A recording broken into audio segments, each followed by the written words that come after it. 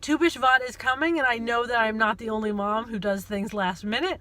So it is 9:30 at night, and I am going to Target to find all the different ways that we could celebrate Tu B'Shvat with just a quick run to the store.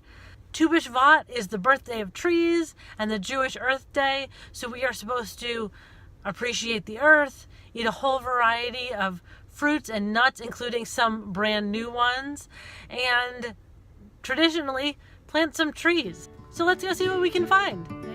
They have a huge variety of fruit, including all of these berries, but that seems too easy, so let's keep looking.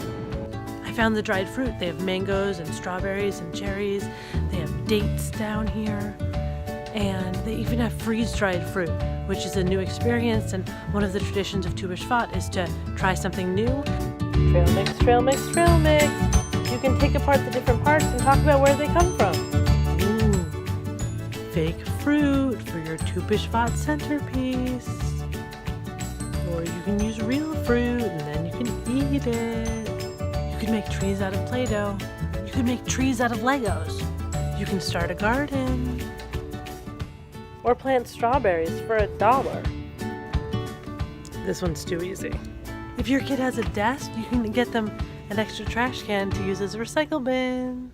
Well, I hope that shopping trip was inspiration for you guys. I had a lot of fun.